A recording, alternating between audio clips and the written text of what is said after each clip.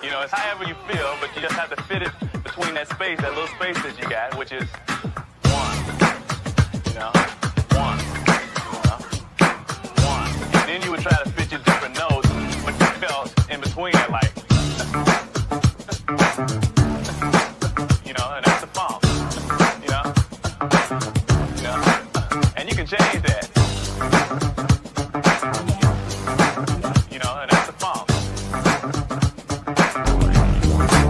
And you can change that.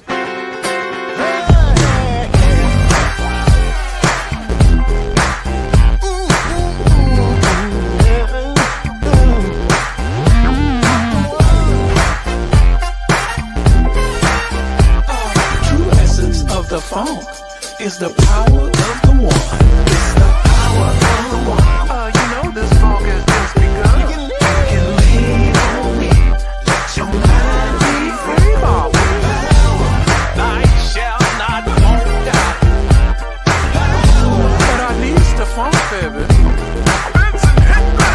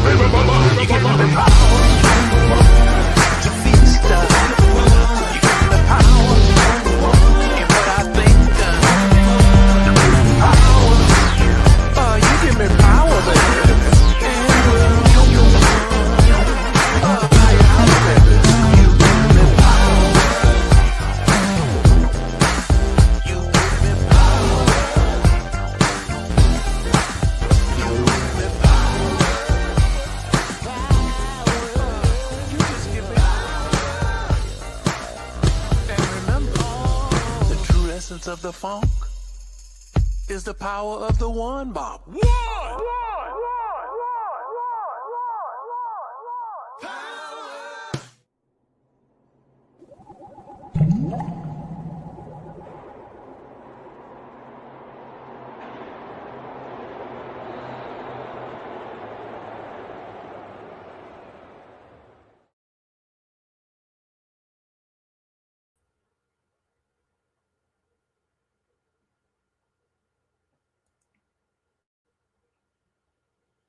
What's up? What's up? What's up?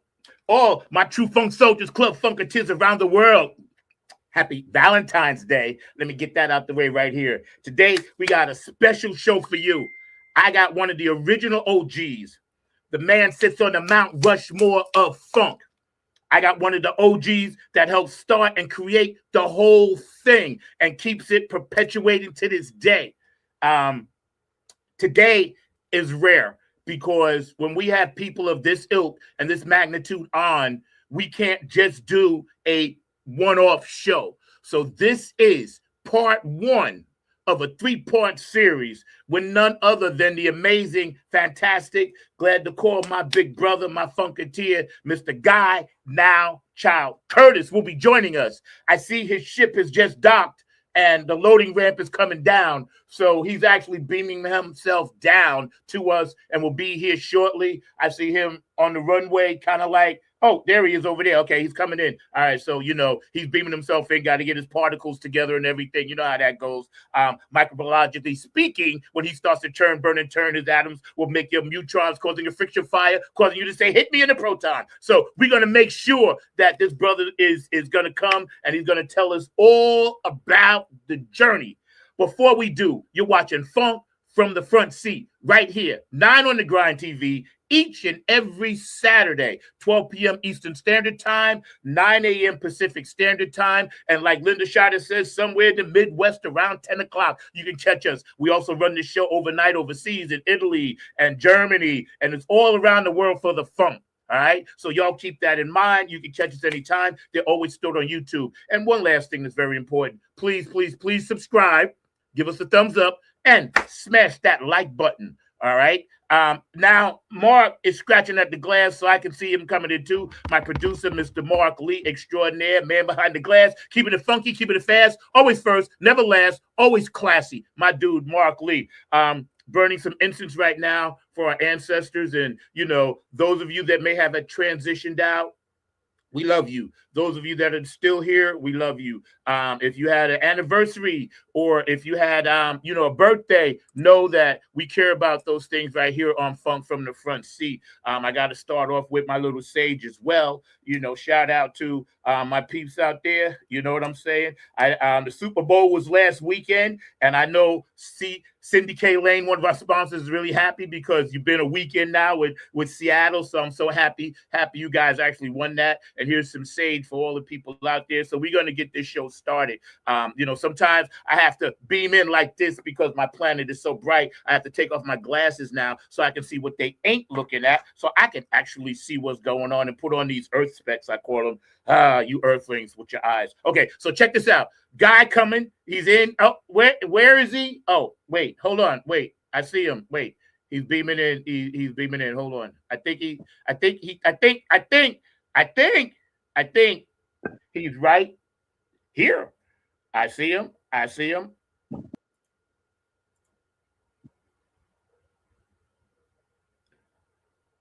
Mark, you have any technical difficulties back there? There he is. Oh, what up, bro?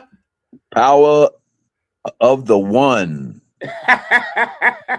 That was so funky. Oh my God, man. That Bootsy, man. Yeah. That Bootsy is still on the one, man. Yeah.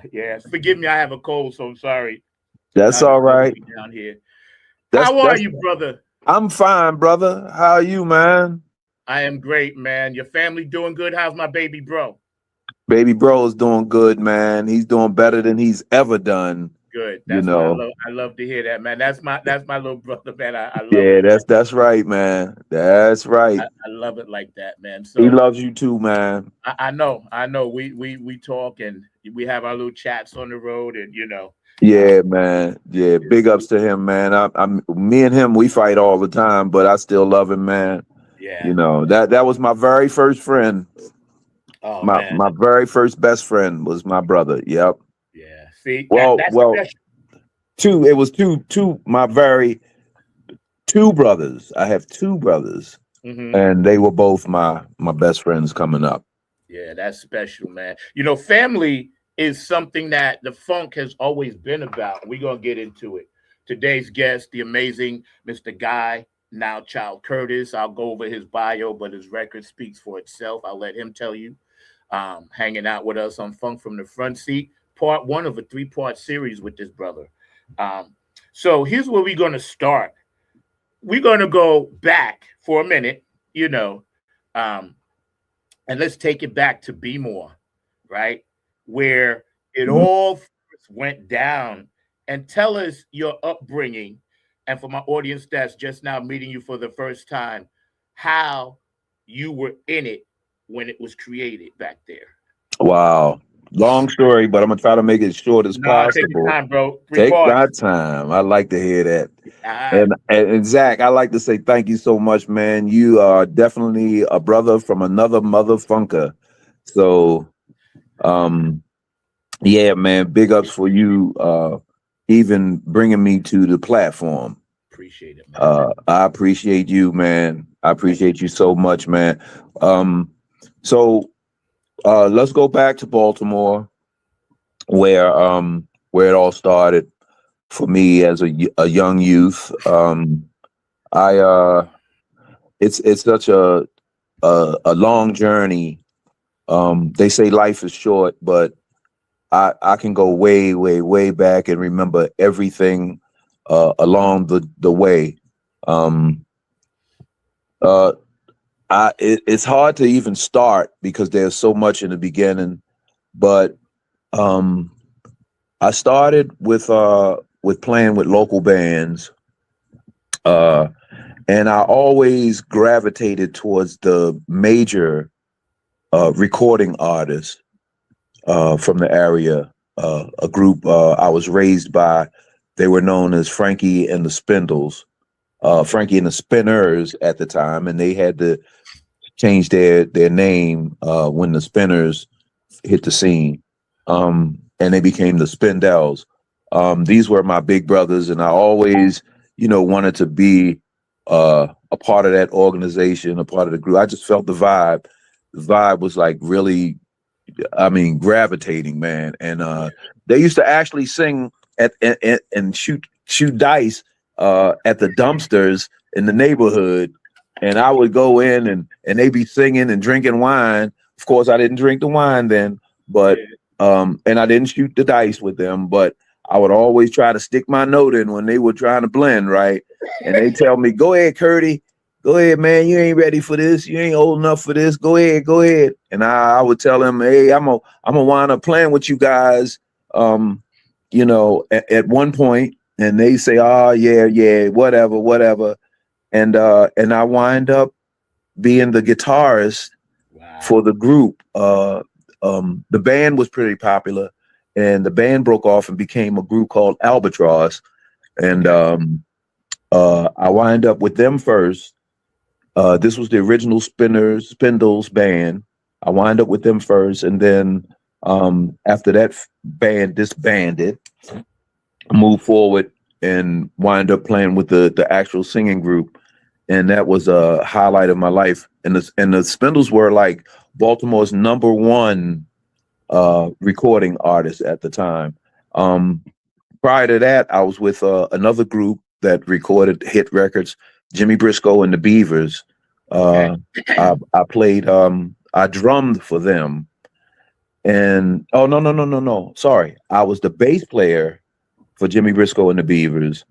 And then I moved on to a group called First Class.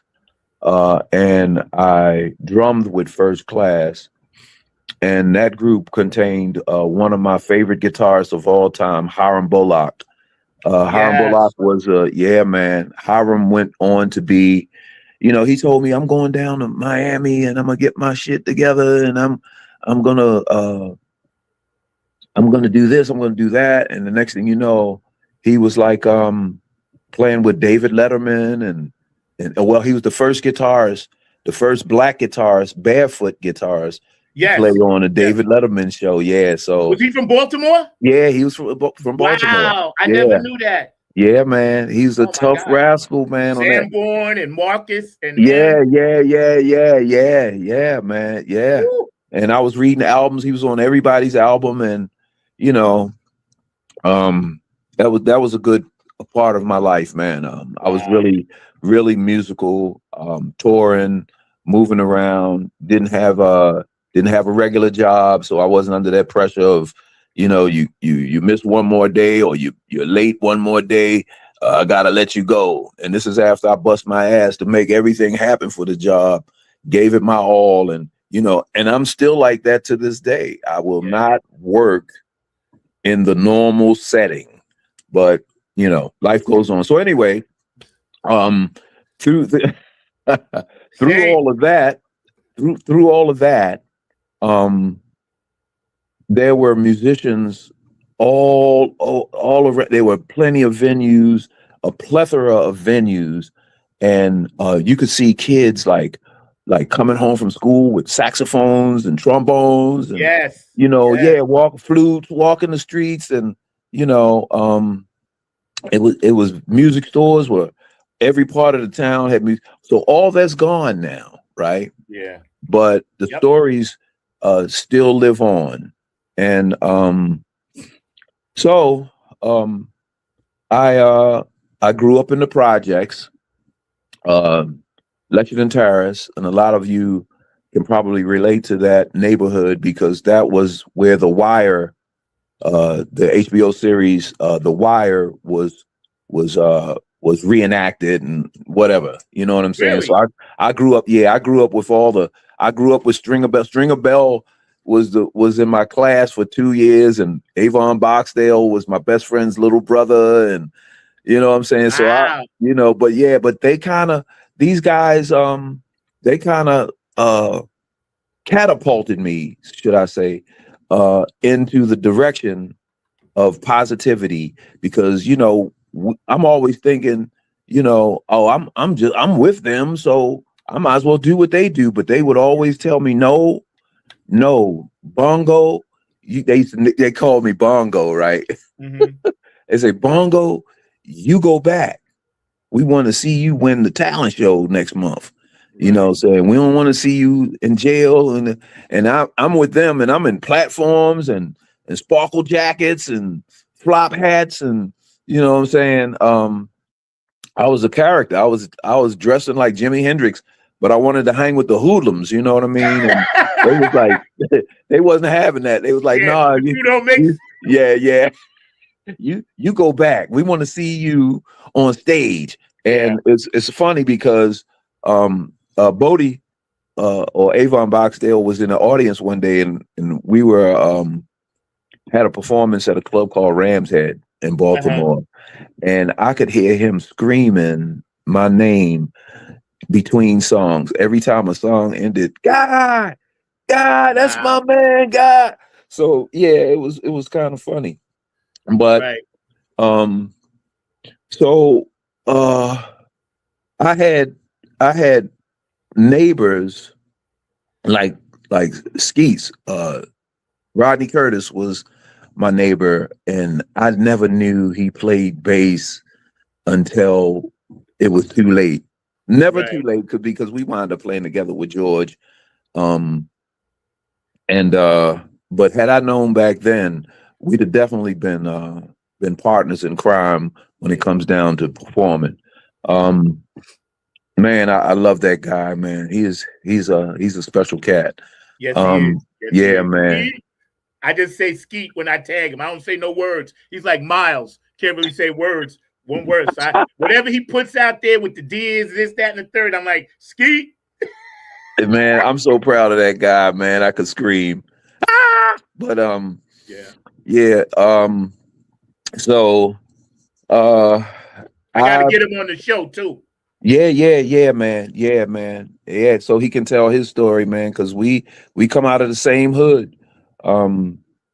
So anyway, I wind up playing with a group called Hot Flesh years ago, and in that group was Benny Cowan, who is still the trumpet player for George Clinton, and his son is the drummer for George Clinton.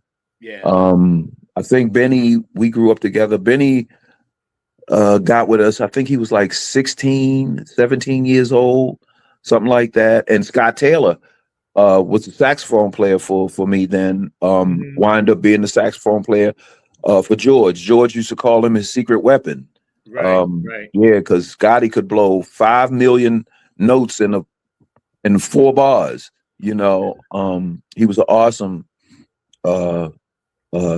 saxophonist. And he also played flutes and piccolos and baritone sax. He played everything, every woodwind there is, he played it, you know. Yeah. He was definitely a quality cat. He's no longer with us, but his spirit is.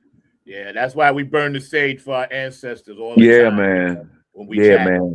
Yeah. And we lost so many. Oh God, so many over those Billy. years. Yeah, just lost Billy, man. Billy was strange to me because when I first got with George, I didn't know any of the. Actually, I did a rendition of Cosmic Slop, and that started all the trouble. and it was kind of like good trouble, because it got me in the band. Yeah. You know, I gave a copy to Benny, and Benny must have played it for everybody. And when I got with the band, which is another story, I'll go back to that. Gary pulled me up. He said, "Oh, you the one that did Cosmic Slop, huh?" Right. You know, I said, "Yeah," and I didn't even know who Gary was. You know, yeah, okay, and he walked away. And then he gave me grief the whole time. The first part of the tour was Gary leaning into my ass. "You ain't looking at George. You ain't looking at me. You ain't watching Blackbird. It's a long flight back to Baltimore and you about to be on it." You know what I'm saying? And I remember him standing over top of me on the bus. We were on we called it the church bus. Right. Because it was so-and-so's Christian organization written on the side of the bus. I guess it was like some type of disguise, you know, we were riding in. And Bootsy sat behind me, so I couldn't recline my chair all the way back. I had to sit up for the whole tour.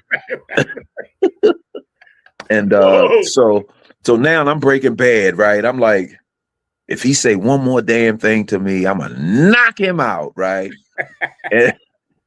And I stood up, and Mudbone, Bootsy, and Belita kind of ushered me back to my seat and said, "Don't go for that. We need you.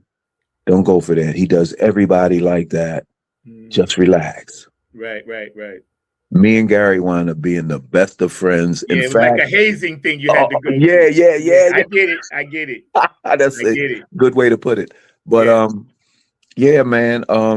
We became the best of friends, man. And you know, I had, when I was not on tour, I had a group called NowChild Nation. And no. NowChild Nation. It was NowChild Nation.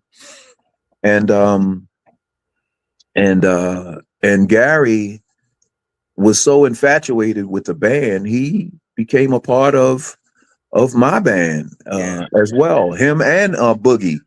Him and Boogie, man. We had the two of them, and every now and then we would throw in Mike Hampton and P-Funk Horns and, you know, raise some hell, man. So So going back, I was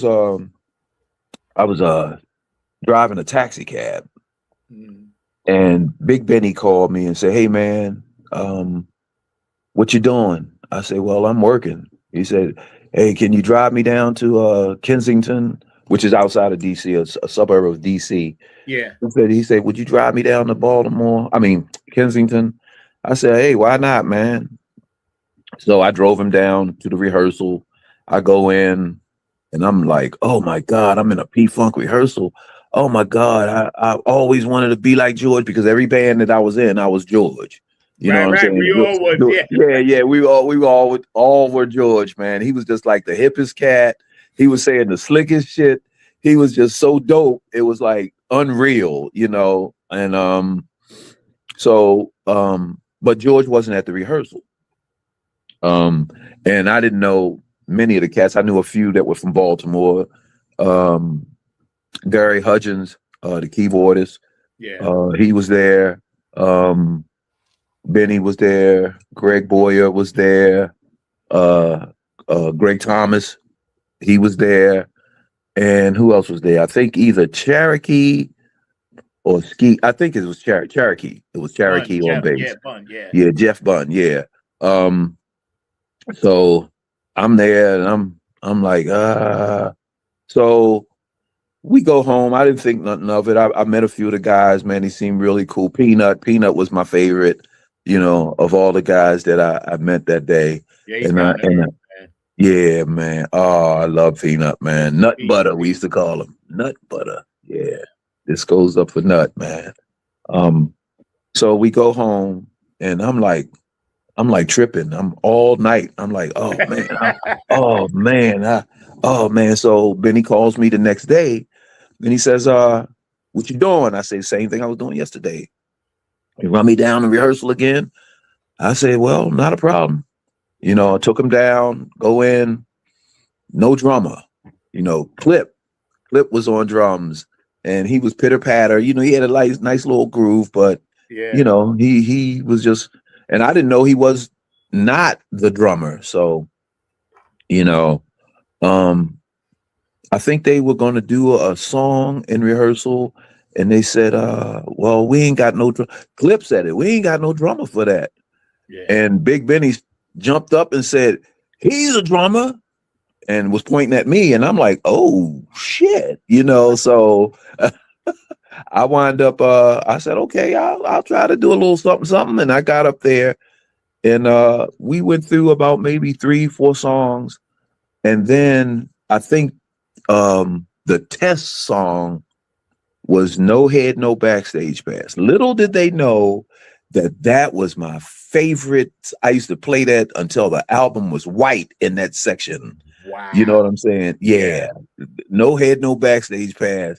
And I knew every nuance, every single, you know, and I played that. Blackbird put his guitar down and walked off. And I didn't think nothing of it. I thought he was going to take a pee or something like that, you know? And so I get a call again the next day. I said, what's up, man? You going back down? He said, no, man, pack your bags. I said, for what? He said, you the drummer. Yeah. I'm like, what? He said, you the drummer. We on our way to Philly, and we're the headliners for Ohio Players and Mandrill and War and all these top. And I'm like, you got to be kidding me, right? So no rehearsal. We rehearsed from Baltimore to Philly, which is a hour drive. So I rehearsed the whole show in 1 hour, and I got to Philly, and I got to meet everybody, and I met, hey, George, I'm here for you, man. He said, all right, good. I heard about you. That sounds about right. Yeah, I heard about you. You should be able to do it. And it was funny, man. I didn't have a set list, nothing. They just, you know. So anyway, I walk up on the stage and the crowd is going bananas. I never played for a band in that magnitude. You know what I'm saying? I jumped up on the drums and I started with the kick drum. Boom, boom, boom. We were doing Make My Funk, the P. Right. Man, the bass drum just sounded like an explosion. You know, it was like, oh, what the boom, boom, boom. And man, we went into it. And man, at the end of the night, they all came up to me and was like, yeah, you did your damn thing. So that got me in the group and got me on the tour. I did from 92. That was the summer of 92 now. Mind you, I had just lost my mom, maybe, maybe 3 months before she saw me become successful, but I know that, through heaven, she's seen me because she was a heavenly That was her opening person. them doors for you, man. What's your Yeah, mom's name? yes, that's just what that was, man. She What's she your opened the mother's door. name? Doris Hill. Oh, Doris. Okay, shout out Doris. Yeah. Thank you, brother. Thank you for that. And but when she passed, I remember asking myself or asking God, I said, God, it's got to be more to it than this. It's got to be something that I'm supposed to be doing with music. And I just can't put my finger. I've tried every which way to do this and do that. And mind you, I had a awesome upbringing, being able to play with all the top groups from Baltimore. And then I wind up with P-Funk. At the time it was almost all the originals were there. I didn't get to play with Bernie. I think Bernie sat in one gig that I played. I think he was doing Talking Heads at that time. Yeah. Yep. And who else was it? I know when we did a Lollapalooza. Oh, let me rewind. Yeah. So anyway, we go to Europe, and this was my first time overseas, and we go to Europe, and we did club after club. I mean, we started in London, we started in Amsterdam, we landed in Amsterdam, and you just saw us.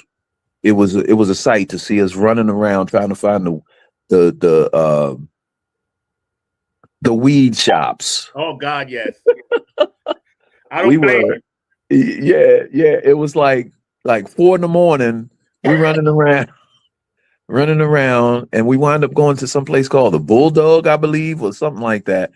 Anyway, it was unreal, where you could go in and buy whatever you wanted to buy and sit there and enjoy it, man. And that was like deep for me, so we went to Spain, we went to London, we went to Madrid, we went to France. I mean, we went all through Europe. And then I get back and I get a phone call from the road manager, Derek. Right. Hey, they want you to lay out. I said, lay out. I said, we the band just got tight. Now, this was me playing every day, like a rock. P-Funk is a rock band with a horn section and singers. Yeah. And I had to rock. I mean, my hands were bleeding. My arm went numb, and I went through all kinds of stuff, man, just trying to keep up. Yeah. And then it got to a point where, keeping up wasn't a problem. Yeah. So, but before that, I think the first weekend that I played with them, we were in a club in New York. I can't remember the name of it. Mm-hmm. And Bootsy was on the card. So this is my first time playing with Bootsy, and Skeet, and Dennis Chambers. Dennis was there. And, Dennis, I said, you want me to switch the drums around? Because I'm left-handed. You want me to switch the drums around? No, leave them like they are. And, he did his thing, and George was trying to amp up the crowd. Dennis Chambers on drum. But Dennis stayed pocket. He never tried to show me up or show me out or nothing like that. Yeah. And when I got back on the kit, he put his hand on my head. I will never forget this. It was like he gave me his blessing. Yeah. Like he ordained. It's like whatever. Yeah. He put his hand on my head, and then he let go and walked away. And he said, "You're gonna get it." This was my first week out with them. He said, "You're gonna get it." And so we get to, I think we were in Germany, and he was playing with the Brecker Brothers, and they opened up for P-Funk. And Dennis came up on the stage and looked at me. He said, boy, you finally got it. You know, that was so rewarding to me, man. Wow. Yeah. Yeah, that was like I finally got his approval because me and Dennis, we were in a band together before P Funk. Well, they were with P Funk at the time, and uh, we were rehearsing for the Baltimore Connection. Right. And he said, I'm getting tired of this. But I didn't know he meant he was getting tired of not getting paid. Yeah, that kind of So stuff. Yeah. yeah. So nothing negative because you know, we know the whole history on the situation with that. And George hit me with that. Funk is its own reward. It took me 30 years to realize what he meant when he said that, because now I get the respect, you know, more than that's way worth more than any amount of money I could have made with the band. I get the respect. Yeah. As you should, bro. I get the respect, you know, and I'm just one of the many drummers or one of the many musicians, because I played multiple instruments with P Funk, guitar, keyboards here and there. Amp used to let me go on his keyboard and fiddle around, and you know, of course, drums. But yeah, man. So now we get to Bootsy's crib. Oh yeah, because, I got it. Yeah, we get to Bootsy's crib, and you know, we were rehearsing at Bootsy's house, and so the second day of rehearsing, he looks at me, Bootsy looks at me and say, You ain't hitting hard enough. You ain't playing. I can hardly. And I say, hey man, turn your shit down. You know. And the rest of the band looked at me and said, oh, like nobody's supposed to go against, you know, but to me, it was like I was just in another band. Yeah. You know, it wasn't nothing really special after, you know, night after night after night after night, hearing all the blues that everybody's going through. And, you know, it was just another band. The life, yeah, I get it. Yeah, so he was just another musician. He wasn't Bootsy the rock star to me anymore at that point. It was like, yo, we in this together. It's the sum of all parts, you know, not just you, you know, because we're all stars in our own right. You're just up front, you know. God bless him, man. Bootsy was a character. That's my dog. And yeah, man, he's a great guy, and he's the funkiest, man. And, you know, we rehearsed at his house, man, 2 songs, 2 days, 4 or 5 hours nonstop on one song. Yeah. You know, one song. He wanted it to be, you know, so he got his DNA rub off from James Brown. Yeah, he did. Yeah. Yeah. That's why that background funk not fight. That's Bootsy. Oh my God. Behind us. Yeah. That's right, man. So, you know, he was a character. And then I got to hang out with so many people, man. So anyway, long story short, we get the call. Well, I got the call, lay out. And I'm like, what's going on? So I lay out, and I'm like tossing and turning, trying to figure out, the band's gotten tight. Why is George putting me on the sideline, putting me on the bench? Mm-hmm. You know, and I'm like, oh man. So, you know, I formed all these revenge type bands, like I hate Funkadelic, I hate George, I hate, you know, yeah, rah, rah, rah, rah, you know, so yeah, fuck Funkadelic, you know, so you know, he called me back and a year later. Yeah. And I said, well, first of all, you know, I can do it. It was supposed to be 10 rehearsals in a studio called Moon Studios in Tallahassee. Yeah. And it was 10-day rehearsal there. And then I was supposed to do 4 gigs with them, and then on my way back home. Mm-hmm. So we get to day 8. Here comes Frankie. Right. You know, he just come off the tour with Bootsy. Here comes Frankie, and he gets in George's ear. And so all the hard work that we put in for those 8 days was thrown out the window because Frankie couldn't keep up with the new stuff. You know, not putting him down or anything like that, but I had put the time in, and I was like, I became an awesome drummer after they let me go for that whole year. I just went bananas. And during that break, that's when I wind up with Mother Funkaholics, who were mixed blood at the time, Eben and Jesse, and you know, we got linked in, and they were some special cats too, man, because they coming kind of on at some point too. Yeah, man. I love those kids, man. So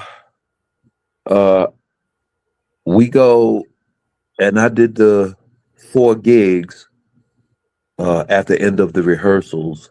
And what happened? Oh, this was the beginning of the rehearsals was for the Lollapalooza tour. So I go to George. I say, George, man, I'm driving a taxi cab, man. Somebody gonna kill me, or I'm gonna kill somebody back in Baltimore, man. Yeah. Don't throw me away again. Don't throw me out like I'm trash. Yeah. You know. And he said, all right, go talk to Barbarella. That's his daughter. Yeah, I know Barbarella. Yeah. So I went and talked to Barbarella, and me and Barbarella was kind of cool anyway, man. Yeah, she's cool. Yeah, we used to hang out, and Shonda, and oh man, we used to have a ball. So I talked to Barbarella. She said, okay, not a problem. This is what you're going to get paid. And this is blah, blah, blah, blah, blah, blah. I said, cool, I can live with that. And I did Lollapalooza tour. Yeah.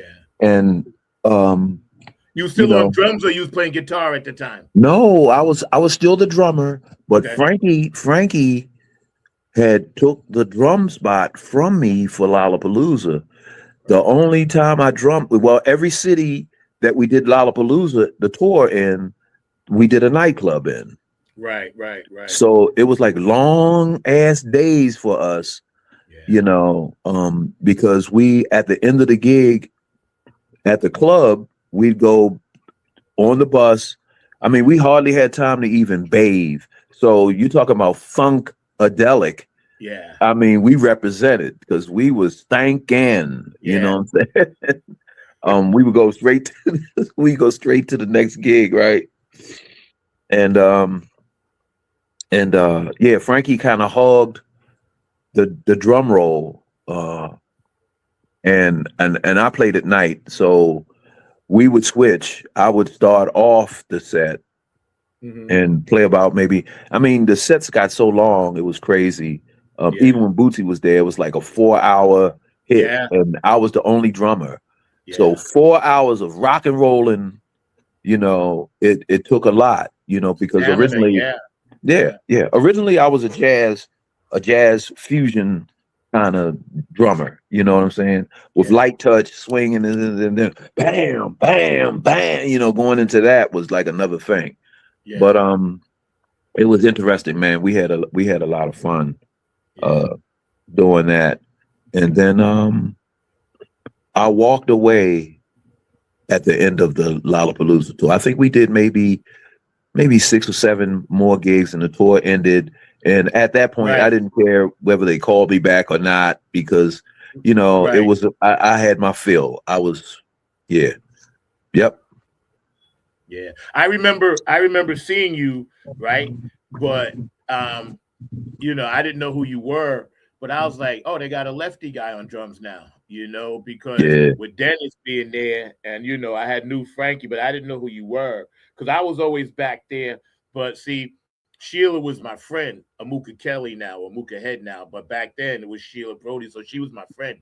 And I used to take her, like your story, to that rehearsal up in, I don't want to say the location, but it's upstate New York. I don't want to tell where the mothership is housed at, but you know what I'm talking about.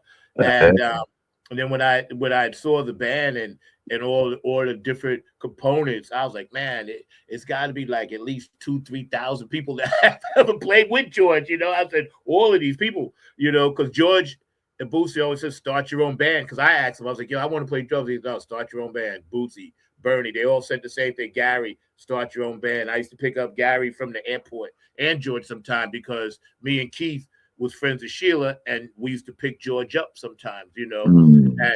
And I remember thinking to myself, like you, God, there's got to be a way I could fall into some of this by accident, even, you know. So through osmosis, here we are. You know what I want to and today this is a special one, part one of a 3-part series for my audience. Funk from the Front Seat, 9 on the Grind TV. You all continue to watch, smash that like button, give us a thumbs up. We're hanging out with Guy NowChild Curtis. And please look this brother up, look his bio up, because this is about as real as it's ever going to get. And we appreciate your time, brother, and your contribution. Because I was reading some things, you know, and I'm just going to give my audience an idea. All right, sit back and relax, guys. You know, Lenny Kravitz, Nikki Cave, Sheila E., Stevie Wonder, Angelo Moore, Fishbone, Flea, Chili Peppers, the Beastie Boys. Now, those are just some of your other projects besides you with the P. That, you know. Well, those were the groups that I toured with, and most of them showed up. Like most of them were on the tour, Lollapalooza tour with us. Green Day and Smashing Pumpkins and all that. But every night they would always come to try to get a piece. Of the funk, you know what I'm saying? Because the funk is authentic, is organic. So you gotta have it. Yeah, they gotta have it, you know. And we would hang from all day. Somebody's trying to call, but I'm gonna ignore that. Actually, I'm gonna hang up. Spam. Sir, no, you still trying to get it. That's why my nose is so big now. Sir, no, get out of here. Get out of here. But yeah, man. You know, and I think the tour lasted like 2.5 months. We just circled around the country. Yeah, that was big, bro. And they partied with us. So one. Let me tell you this one. This was a good one. I was having an out of body experience while I'm on the drums playing the set, and it's like I was on autopilot. You know, I was so exhausted. And so we're playing a club. I think we were in San Francisco doing a hit, and I'm like back at the hotel in bed, but I'm playing, right? And I hear the crowd go, ooh, like that, right? And I'm like, that was soothing to me, right? And then the crowd goes, ooh. I'm like, what's going on? And then I'm like hearing, yeah. And I look up, and it was Stevie Wonder at the mic. Woke me right up. I just got energy from nowhere, bro. Yeah. And it was like, oh, you know what I'm saying? So it's been nights like that, man. It's like me and Lenny Kravitz, George and them was upstairs playing. We was in a club called Tramps in New York. Yeah, I know Tramps. And, very well. Yeah. Oh, you're a New Yorker. Yeah. You're a native New Yorker. But anyway, me and Lenny were in the dressing room, and he looked at me. He said, "You think George will let me play?" And I looked at him. I said, "What? Yeah, follow me." Yeah. And we went up, and I went up to George, and I said, "Lenny wants to get in on some of this." And he said, all right. You and Lenny y'all play on Atomic Dog. So I wasn't in the band at the time. This was when I was kind of dismissed. But so George let me and Lenny play, and that was a special moment for me, man, to even be, hanging out with him, and we was just vibing, just, saying. And the rest of the guys, they, this is like normal to them because they've been there since the beginning. But for me, it was special to be able to play with, Sheila E. We shared the drum roll a couple times with George. Buddy Miles was always telling me, "Yo, you the man." I'm like, "No, man, you're the man. I'm trying to fill your shoes, bro." Bow down to Buddy. Yeah. So Buddy. yes. So my whole thing is I was never tripping. Jessica Cleaves. I mean, everybody, man, was like coming to me saying, man, you slamming, man, you this, you that, and Flavor Flav, yeah, boy, we gotta do something, boy. We're gonna do something later on, man. Me and you and the Queen Latifah, everybody was like always at me, and and I never followed through. So but I believe that what God has for you is for you. Yes. And I stayed with that, what I'm saying? So we didn't have cell phones then, especially phones with cameras on them. So I missed a lot of pictures and stuff like that. But I hold that stuff here, you know what I'm saying? And it's what God has for you is for you. So what he had for me was for me. And it's all a part of my journey. And I really appreciate you giving me the platform to be able to tell people some of these experiences that I had, because there's so much more, so much more, man. That's why we're doing 3 parts. Yeah. And let me tell man. you, this is special. Normally, I do commercials, but I'm not cutting into anything. It's just gonna be me, you, straight dope. And with Mark, you back there, let me know when you got them picks pulled up, bro. Because we about ready for some of them. But anyway, we're hanging out with Guy, NowChild Curtis, extraordinaire. I can't tell you all the good vibes and positive stuff this man has taught me and given me throughout the years. And just me being in his presence now is such a blessing, man. Smash that like button, give us the thumbs up, please subscribe. I noticed, right, like a lot of the reasons why I think you and I bonded is because you were into, like, the Beatles, and you wanted to Sly Stone and some of those experiences. The music, that we grew up around, it'll never be again. It just we're making it now. But the fact that you could go in anybody's house and go through their album collection, you would see Mahalia Jackson, Five Blind Boys, Miles Davis, Billie Holiday, Parliament Funkadelic, Sly and the Family Stone, Earth, Wind and Fire, Bootsy Collins, Stevie Wonder, Edgar Winter and the White Trash. You would see all of that, Tower Power, in one person's collection, and it didn't matter their color or race or creed. Yeah. That's what we miss today. Yes. We were in the midst of the organic revolution, you more so than, and man, it's gone full circle now, because now we're kind of, I was talking to Eben the other day, shout out Motherfunkaholics, passing the torch. That's why we all admire you and look up to you as someone that we totally just want to give you all your flowers, bro, because you deserve it, man. Yeah, straight up, bro. So doing your own personal things in the studio, how many instruments do you actually play? Well, I can't really, I played, I did saxophone in high school, made attempts at trumpet. I got pretty good with it, and then I loaned the horn to a friend, and then I didn't see it again. So I lost interest in that. I was playing my keyboard when you called. Right. I don't consider myself a keyboardist because I've always been surrounded by real keyboardists, but I can hold my own.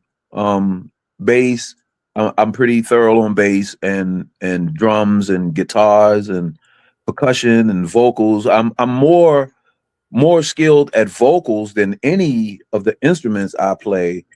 And but You got pipes. You got pipes. yeah, a little something. I got a little bit of something. You got that falsetto shit that like makes mugs cry. Trust me. Oh man, hey, look, people make the world go round was my signature song. Right. Russell Tompkins Jr. Yeah, that was, and I used to kill. I'm still doing that song, and I'm still killing it. I'm still killing it, man. People be going bananas when I do that, but I always felt like when there was somebody missing, I could feel the slide. I remember when we started a band. I think I was maybe 12, 13 years old, and we started rehearsing in my bedroom, and the drummer just couldn't find the funk, and I said, man, let me show you something. And I never played drums ever. He had a real drum set, you know what I'm saying? And here's my hand. I never played drums ever, but I always watched drummers. So I got on the drum kit, and the rest of the guys was looking at me like, oh, you know what I'm saying? Because I was, doing the damn thing. And it's been like that most of my life. I picked up instruments where somebody fell short. That's yeah. So there's no if it's got keys on it, if it's got notes, if it's got a skin on it or whatever, you give me a couple days on it, I'm gonna play it. I'm gonna play it. I don't care. It could be a harp, it could be a kazoo, you know what I'm saying? It could be a tuba. I don't care what it is. You give me a couple days with that rascal, I'm gonna make it work. You brought up something that was really interesting a little while ago. We was talking and you was telling us about the neighborhood. I remember that as well in New York. Either everybody was walking home with one of three things: a basketball, a football, or an instrument. Yeah. Sometimes both. Sometimes both, or all three. And that's why, and we'll get into this in our next segment next time you come through, about the Illuminati and the government and all the bullshit that they're taking away, because that's a whole nother show with you. But I just wanted to reintroduce my audience to you and start this part one off with the history. So as we build the next couple of segments, and they come back out, you come back in, it'll tell the whole story accurately, because I don't see kids walking home with instruments anymore. I don't see that. And it's no offense against AI or artificial intelligence in the computer, because we all use it in the studio. But when you have a real instrument that will tell on you if you ain't playing it right, you know what I'm saying? Yeah, right. That's how you learn. Right, not just pushing a button. Nah, right. You can push a button. Yeah, but because I tried to play saxophone, and my father in church, now I was a drummer, whatever, but I was like, saxophone always hottest up front, Man, I couldn't even get the read right. My father, he said, son, that might not be the instrument for you. Reverend Robinson, rest his heart. He said, that might not be the instrument for you. Now, I was playing in the brass band, sax, and upright bass in the orchestra. Couldn't read a note because I'm dyslexic. Right. So my father says, why is that thing sitting there over the summer all dusty? I have brought the bass fiddle home, never touched it. Wow. I'm supposed to be learning it for the next season, never touch it because I was trying to play sax, right? Right. Why don't you play that? Take that sax back to the school. All for free, mind you. Wow. All free. Yeah, Bayshore had a budget. They was let's take whatever we wanted over the summer. Home. Wow. Yes, they did. Shout out to Bayshore High School, right? Oh. Yeah, and elementary school. Shout out, because I went to mostly like all white elementary school, so they had a budget. Right? Right. So anyway, long story short, right? I got into upright bass, and I faked my way until they started asking me to read stuff, and I was like, I can't. But I was eared, so I was watching what the other girl was doing, and I was mimicking her like a half click behind. But elementary school, you can't really tell. Wow. Exactly. One day, Exactly. Mr. Burns is looking at me, and he mouthed this. He said, "You don't know what you're playing, do you?" And I was like, but I was in it. I was in it. That was my introduction to music, because Yeah, man. I was like, this is going to require some work. Absolutely. Absolutely. And I went through the same thing, man. In my 5th grade or seventh grade, we had music class, and I was playing saxophone. I was playing the baritone sax because I was a big guy, so they're gonna stick me with the big horn, right? Yeah, right. And I'm like, no, I don't want to play this one. I don't want to play that one.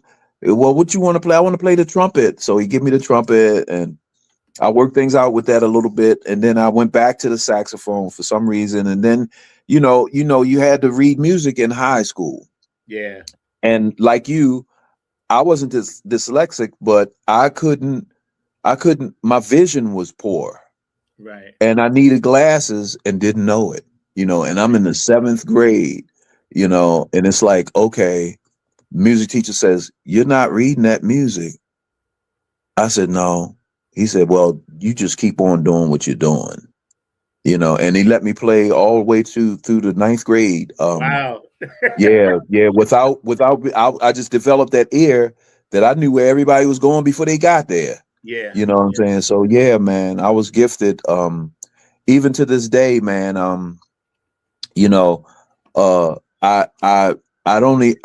music to me was played before it was written. It was like music written is like a science project or an interpretation of the vibration that we send off naturally. So just let me be natural. I don't need to interpret nothing. So a lot of times I missed a lot of gigs because I don't feel that, the note for note musician, that's one setting. That's one place for, whoever does that. And I respect that. I respect the note for note guy, but when I'm playing a solo, I'm in my own zone. I'm going to play it my way because that's why I play upside down, inside out, and backwards, because, I'm left-handed. Every instrument I play, and I'm right-handed, but musically everything comes from my left, that's real spacey. But, I go a different way. It's like, okay, it's time to improvise. Improvisation means, do you, and I do me when it comes to improvising. And I don't do too bad with that. I mean, I still got guitar heroes that, like Mike McHenry that plays with us. Yes. He's definitely, man, he's, and I go through this thing when I'm playing with him because I love him. I love the way he's played. I've been a clone. Terry brought me into Terry. I know. I know. Yeah. Man. Yeah. For those who are listening, we just lost Terry Howland, who was the baddest funk bass player of all time. A great person, wonderful. And we sent him off. He did his last gig with us. What was that, about 4 months ago? Yeah. September, 4 or 5 months ago. Like that. Yeah. Yeah. And never, he sat down and played his bass and never missed a note. I never had to look over at him to see what was going on. He just held his own, and then he just ascended, But big ups to him, and big ups to his wife Marlene, who is still my doctor. I always tell her she's Dr. Marlene. She's still my doctor. So yeah, man. But I kind of lost train of thought. No, But no, no. We were just talking about, you know, the music and what you were doing with it, and today what was happening with those bands. yeah. So next question. Oh, okay. Yeah. So basically, I was gonna tell my audience to sit back and watch this for a quick second. Now I know you got to run in a bit. I guess we got about like 10, 15 minutes because it's about 2:30 right now. But check this out, everybody that's watching this show. Just know that this is a part one of a 3-part series. So today's Valentine's Day. Obviously, you guys are seeing this, you know, and it's really cool. And then, you know, for the next, you know, week or so, or whenever Guy has a chance to come back, we're going to have him back, and we're going to dive deeper into this man and his journey and what he is teaching us in real time. Guy NowChild Curtis is on the Mount Rushmore. Make no mistake about that. So just for those of you that don't know, now you know. Smash that like button, give us a thumbs up. Fun from the front seat, Not Underground TV, every Saturday, 12 p.m. Eastern Time, 9 a.m. Pacific Time. I'm going to show something that we pulled up. My producer, he's having tech issues because he just texted me. But I want you guys to sit back. You guys check this out.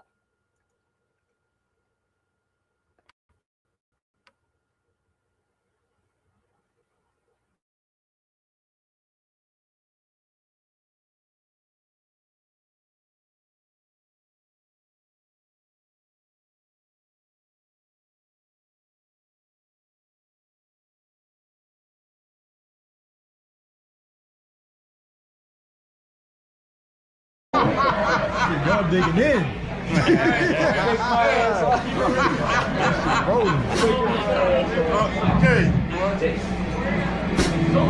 Oh yeah. How y'all feeling good? Then make some fucking noise then. Make some noise. Oh yeah. Doing a bunch of whole thing for you tonight. Where y'all going with that? Where y'all going?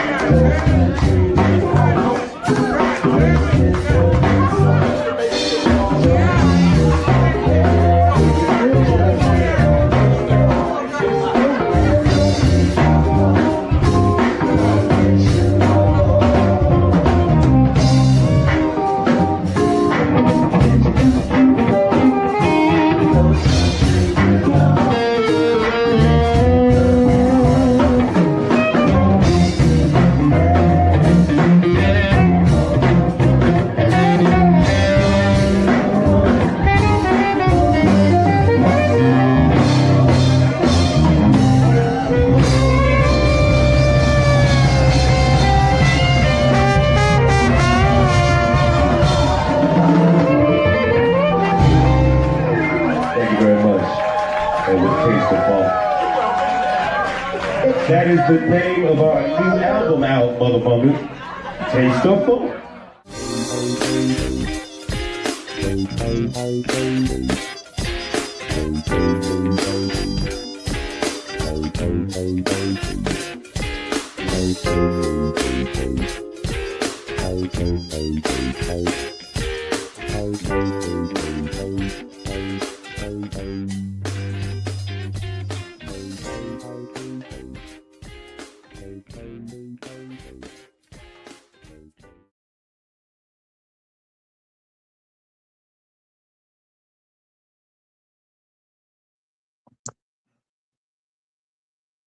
The funk.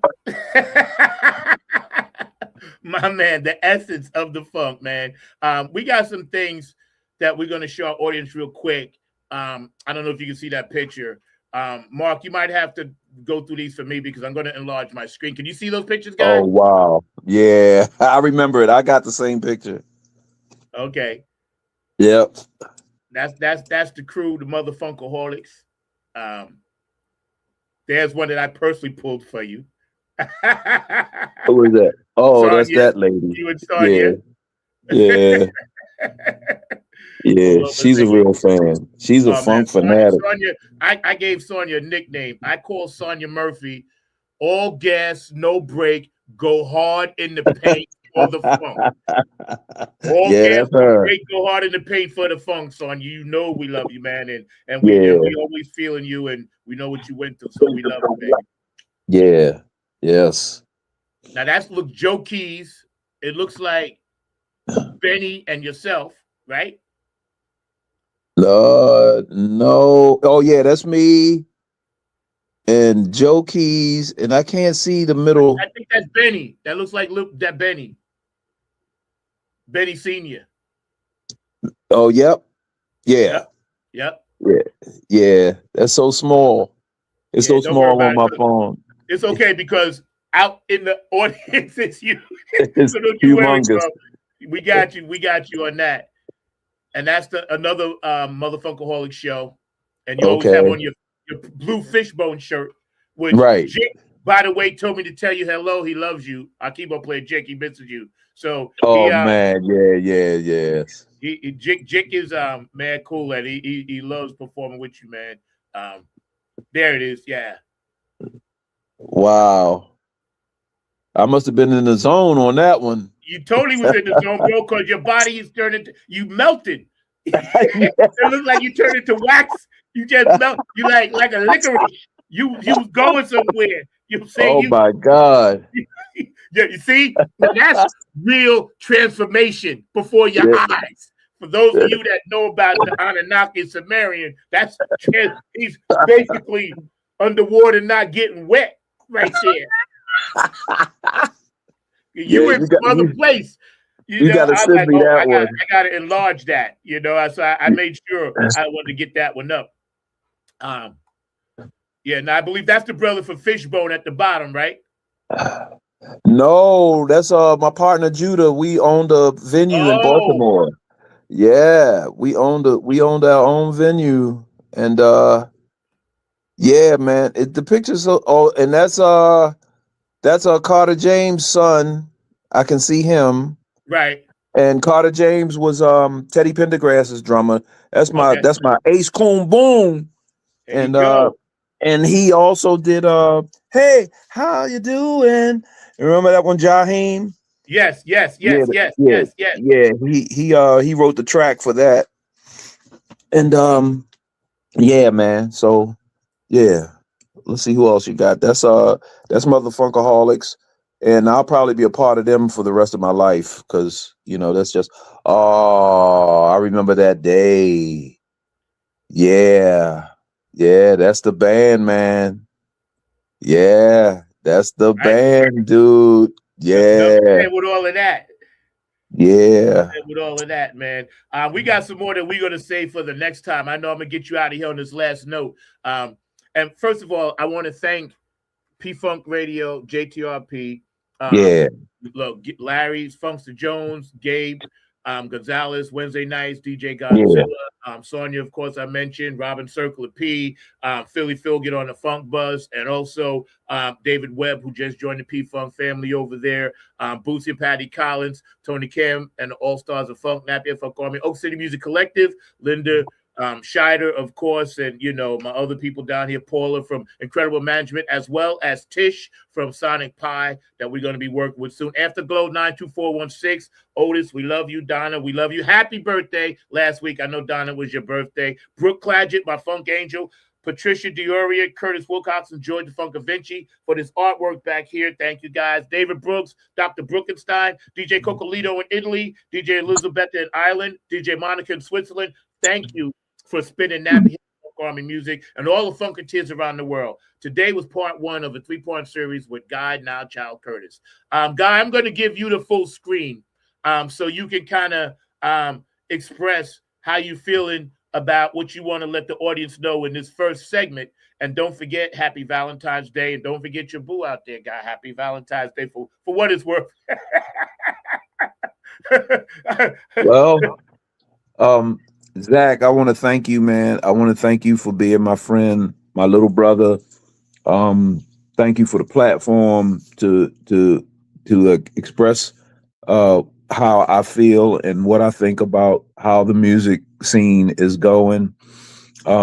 It's a struggle, but what good is life without a struggle? It's just thank you, man. Thank you so much to all the fans out there. I'll be releasing music for free. It'll be free. Nothing. I'm not charging anymore, because if I hadn't made it in all these some years, then it's not there to be made through selling music. So I'm going to give the music away. You can go into YouTube and punch in Guy NowChild, and you can get some of the stuff that I've done like maybe 10 years ago, and I think it's still relevant, you know, because funk is everlasting. Funk is in everything, in every genre, and anything that makes your booty bounce or your neck snap or whatever, that's funk, you know, created by the master James Brown himself and carried on with George Clinton. Everything is funky. So that being said, thank you, Zach. We share the same band, Nappy Head Funk Army. The Motherfunkaholics, Tony Cam's project, you know, all of this, and we will all be touring everywhere soon. So listen out for all those names. Yeah. Yep. Yo, brother, let me tell you something, man. I know Mark is back there. Mark, you got like 2 minutes to ask one quickie. And again, this is just the beginning. So for my audience, please look out for this 3-part series with this brother, because it's that deep. Guy, you never met Mark. Hey, Mark. He knows all about you, bro. How you doing? That was an amazing interview. That was great. I was actually just talking to some people that are into another form of music that is very popular in the DC area, that being go-go, because definitely Go-go. Yeah, so I was wondering if you could talk about the connection of funk to go-go and the connection of funk to blues. So that'll be my one question for you, because I'm a big blues head, as Zach knows. But yeah, definitely I know go-go is a big thing in the DC, Baltimore area. Right. Well, Baltimore didn't do much go-go, but the groove that we had in Baltimore was very similar, because I remember one time the guitarist for P-Funk jumped up and said, "This ain't no damn go-go band." He was telling me that while I was doing my little thing, right? And I'm like, who the F you think you talking to? You know, so there's very similar. Go-go is actually African. Mm-hmm. You know, the percussion is the force behind go-go, where all the other musics, you know, we had other kind of musics, you know, with the Motown and the Southern, what was it, Muscle Shoals, and you know, all those other places, man. But DC, I think Jill Scott did some go-go, and a couple other artists did some go-go, and it never really took off. But go-go is so spiritual, you know, it has its own life, you know, and I can deal with go for about a half hour, 40 minutes, and then I'm gone. You That know. makes sense. What did you think about blues music? Because I guess Zach knows I'm a big fan of blues, and I know that it's got a definite connection to the funk as well. So I definitely wondered your thoughts around blues, particularly guitarists like Buddy Guy. Oh, Buddy Guy, man! I just watched a short of Buddy Guy, and it was so funny. Blues. I'm basically a blues guitarist. But I don't play blues as in blues, you know, but my soloing techniques are blues based. And that's everything, where you can mix the major over the minor or the minor over the major. And it's like, you know, it's hard to express how I really feel about blues, but I'm like Jimi Hendrix, man. Jimi Hendrix was definitely a blues guy. Yes. You know, but he incorporated into the rock and made it another thing, you know, made every guitar player on the planet bow down to the blues riff, you know. So yeah, blues is everything, you know, funk, blues. We created all the music. Yes. You know, even the classical. Come on now. Yeah. All music was created by Africans. Right. Nothing against nobody else and their whatever they believe in, and you know, nothing to do with none of that at all. You know, it's just that I'm just telling it how it is. You know, and the history's coming out now. They're starting to finally see. Wow, the Moors were over there with Beethoven and all this other stuff. So you know, it's always been there. Man, come on now. Good question, Mark. Great question, man. Guy, real quick, and I know you got to go, man. When do you think you can come back and visit us again, bro? Tomorrow. Okay, great. We'll make that happen. We'll make that happen. No. Anytime you need me, man, you just give me a holler, man. We're gonna do this, man, because you're right now at the pinnacle of the crack of this dawn of the new age of funk, and with you guiding us. And you in that captain's seat, man, it's like you got a whole platoon of people behind you, bro. We got your back, like front, back, side, 2 o'clock, 6 o'clock. We got all that covered for you, bro. So we gonna take this thing and just follow you to you know how it's supposed to be, because we all know the truth. You know this, and you probably taught me this. The tape don't lie. That's right. That's right. Tape don't lie. You're under the microscope. And for those of you who don't know, Grid Go Down, that's all Guy's guitar work on there with another brother, John Willis. But Guy did like 5, 6, 7, 8 tracks of soloing on Grid Go Down. So all of that you hear, this guy. Wow. This guy. That's man. A great song, man. That's a great song. That's an awesome video. Yeah, man. We doing some things with it. So, man, I love you, man. We gonna get you back, boy. Man, brother, let me tell you, I got goosebumps, man. And again, I am so honored. And you can follow his information right there. Instagram, guy.curtis.73. And if you go to YouTube, it's right there for you. YouTube. Just type in Guy Curtis. You can find his music. Take this adventure with this brother. Because I'm telling you, he done picked us all up as strays, and now we like little puppies running behind the slip. We got you, bro. So we gonna alpha dogs.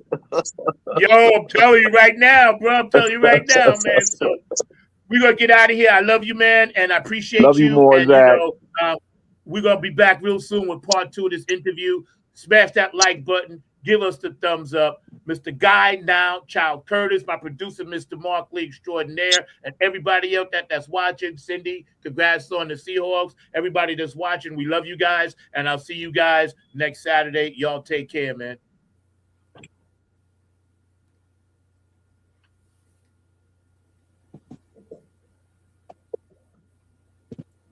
Peace.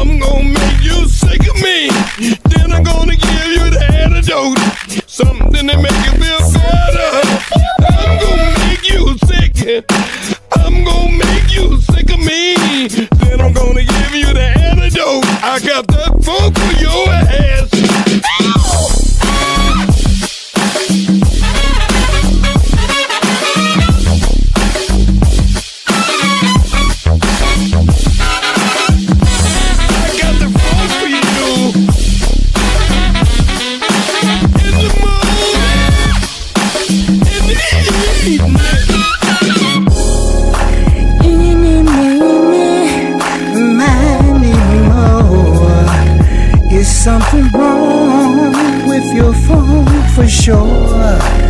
First, I'm gonna tell you something's wrong with it. Then I'm gonna tell you no need to read, no need to read the label warning. Oh no, just take two of me, girl, and promise you'll phone me in the morning. Woo! I'm gonna make you sick. I'm gonna make you sick of me. Then I'm gonna give you the antidote, something to make you feel better. I'm gonna make you sick. I'm gonna make you sick of me. Then I'm gonna give you the antidote. I got the funk for you.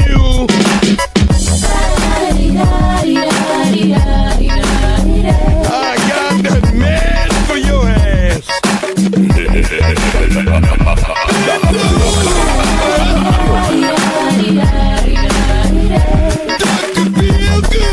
Dr. Phil good. Feel me. I'm gonna make you sicker. Get up, switch up, hit you with this pill, my nigga. Funk and tell a kid, and you better be telling me you feeling this. Real as it gets, no substitute. Admit now what you caught up. Tangle in that funk way we brought you. Jamming that knee deep, bang bang, ski ski. Not totally deep, but deep enough. Wow, you ain't here, bitch, you glory hella stupid. Funkenstein provided this groove, swap looped it. Oops, the greatest rhymes of all time. Swing down, sweet chariot, stop, that's why I'm gonna make you sick of me. All this hip hop history. And when you mix that funk, you get with me. Funk, the dudes from Jones, I got the antidote with the words I spoke. You sick. I'm gonna make you sick of me. Then I'm gonna give you the antidote, something to make you feel better. I'm gonna make you sick. I'm gonna make you sick of me. Then I'm gonna give you the antidote. I got the funk for you.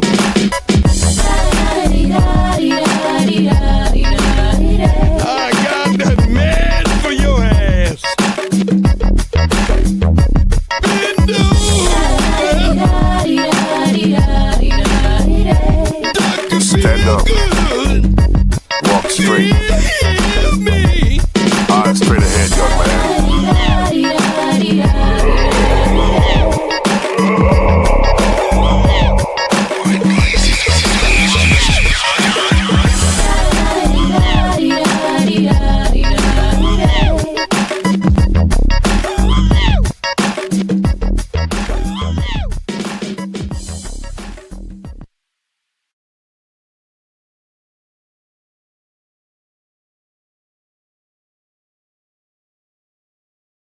Nine on the Grind TV.